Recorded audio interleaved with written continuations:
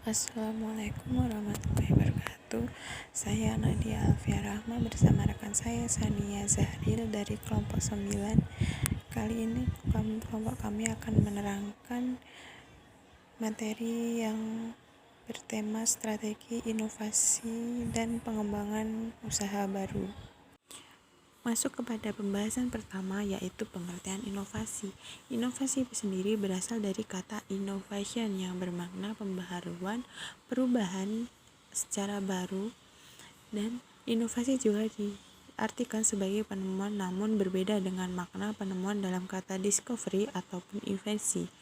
Inovasi diartikan sebagai pengambilan ide-ide kreatif serta dapat mengubahnya menjadi produk atau metode kerja yang berguna. Dalam usaha bisnis yang mampu membuat inovasi, maka usaha tersebut dapat memimpin atau juga menjadi kompetitor untuk melakukan inovasi lebih awal. Kenapa dikatakan begitu? Sebab jika suatu usaha berani melakukan inovasi secara lebih awal, maka mereka menunjukkan kalau mereka itu mempunyai keunggulan, yaitu berani melakukan inovasi baru dalam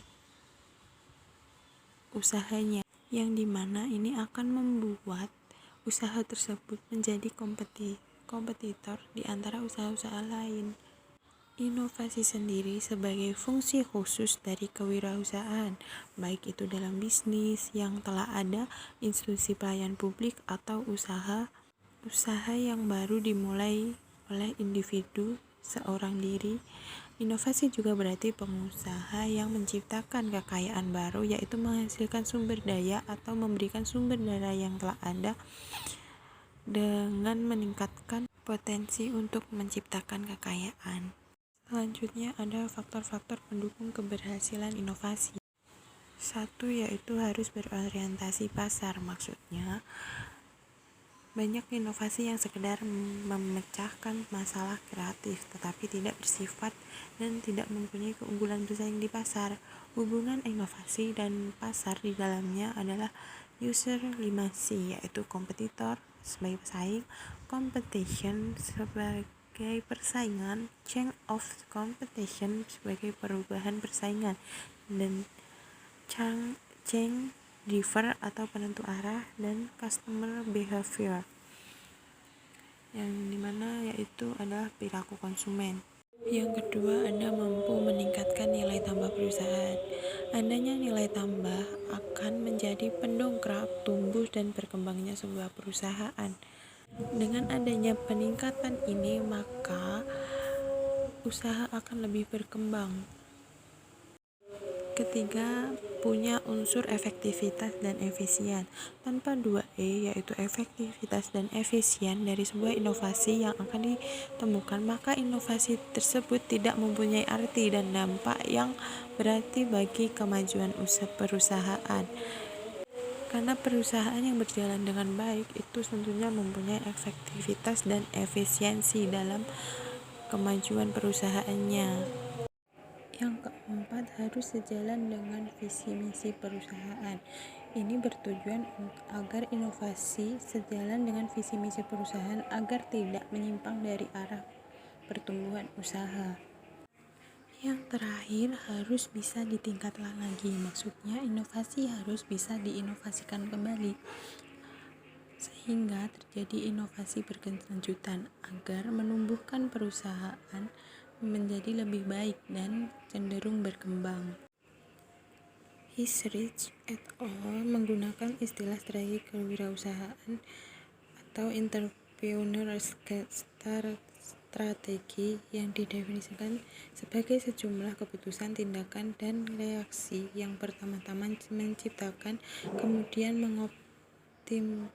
mengeksploitasi sebuah usaha dengan cara memaksimalkan manfaat dari kebaruan serta meminimalkan biaya. Strategi kewirausahaan mencakup strategi usaha baru maupun strategi usaha pertumbuhan. Dalam strategi usaha baru mencakup sumber daya sebagai sumber keunggulan kompetitif dan sumber daya kewirausahaan. Menurut Lambing, ada dua pendekatan utama yang digunakan wirausaha untuk mencari peluang dengan mendirikan usaha baru, yakni dengan pendekatan insight out atau idea generation, yakni pendekatan yang berdasarkan pada gagasan sebagai kunci yang menentukan keberhasilan usaha.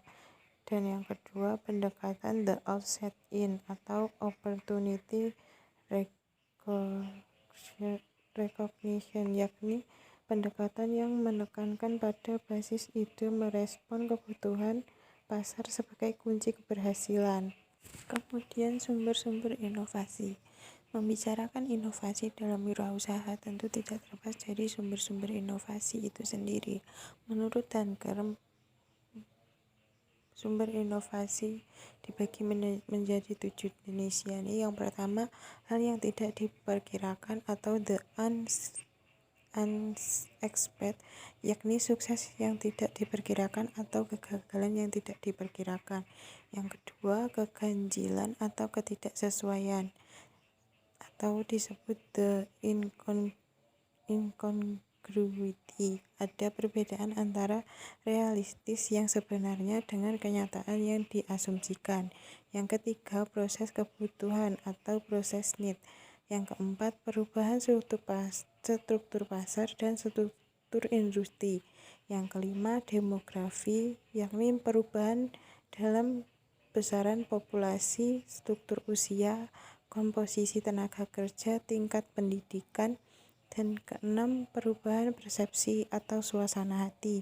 Yang terakhir, pengetahuan baru ilmiah atau tidaknya. Kemudian ada strategi inovasi. Strategi inovasi merupakan upaya untuk merubah pengetahuan dan ide ke dalam produk, proses, layanan, sistem baru guna memberikan keuntungan kepada perusahaan dan stakeholder. Strategi inovasi merupakan konsep manajemen, terdiri banyak kegiatan internal dan eksternal yang meningkatkan potensi inovasi bisnis. Hal ini diperlukan untuk menekankan pentingnya dan peranan yang mempengaruhi pembentukan strategi inovasi.